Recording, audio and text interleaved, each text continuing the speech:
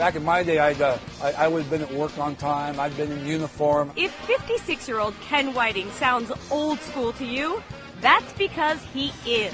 And if I didn't, I would have been fired, back in my day. I remember as a young kid having that automatic respect for a supervisor. Jeff Whiting is old school too.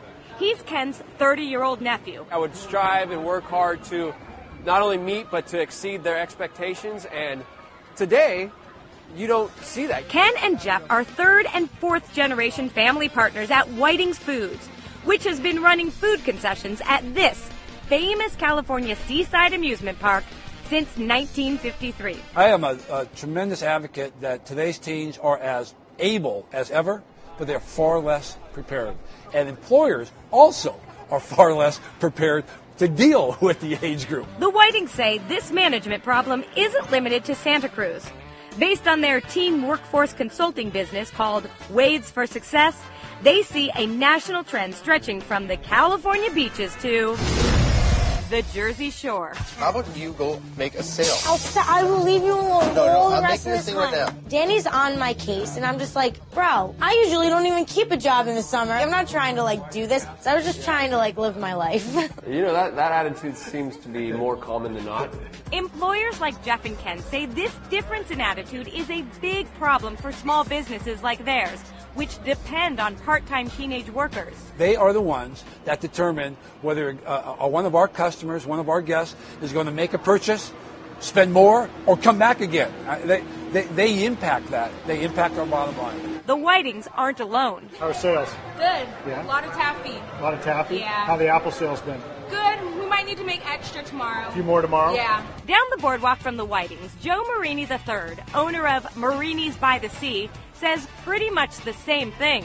As any parent would know, they're teenagers, so they come with their whole set of teenage issues. Manage through the eyes of today's teens rather than through the eyes of when they were a teenager.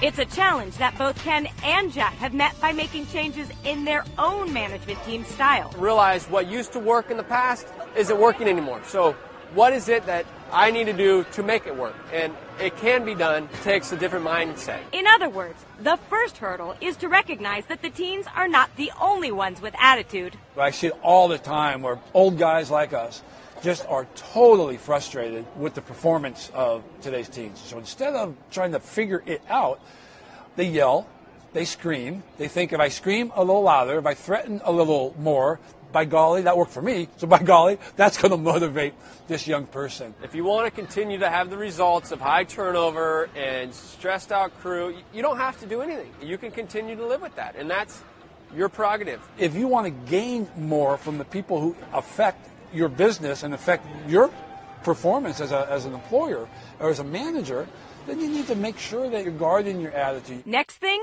the Whitings scrapped all of the written handouts and put their training material online. You need to make sure, one, that you're using all the digital things, that you're texting information, that your schedules are on the internet and online, that you've got a Facebook page, that you've got an employee website that's open 24/7. We just kind of have to change the way that we package information and how we deliver it. They may not be reading the materials you give them to read at work, but guess what? At 2 in the morning, they might very well access your YouTube videos and read your manuals that you don't think they will read at work. That's when the Whitings moved their scheduling online as well. The teens loved it, and it cut their management costs in half. I used to have one of our full-time managers in the summer. It took them 2 full days to do the next week's schedule. Now they're down to less than a day. It puts the responsibility of the schedule in the employee's hands. If they cannot make it to work, they have the ability to post their shift on a trade board. When Ken and Jeff told Joe about it, he quickly adopted it for his candy shop.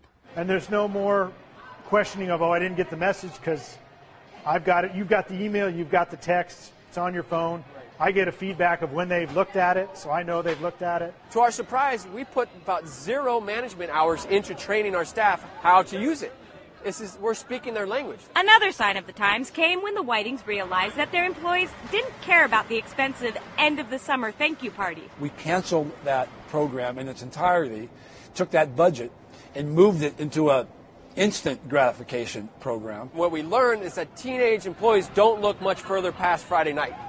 So telling them to stick around for 2-3 months down the road, then they're going to get rewarded, doesn't work. It's all about catching people doing something right.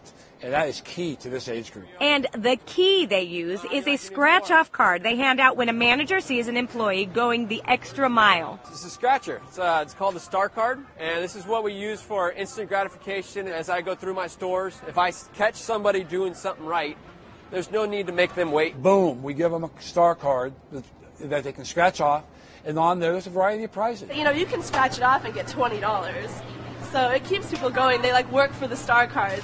I mean, this kid, Jasper, he got like $300 from Star Cards last summer. If you listen closely, perhaps the difference between the generations is more about style than substance. It's critical that we get to know them and understand them as individuals and what motivates them. Easy is not the right word. They're fun. They're fun to be around. There's an excitement. There's an energy there that you don't get with other employees. It's a challenge, and what's life without a challenge?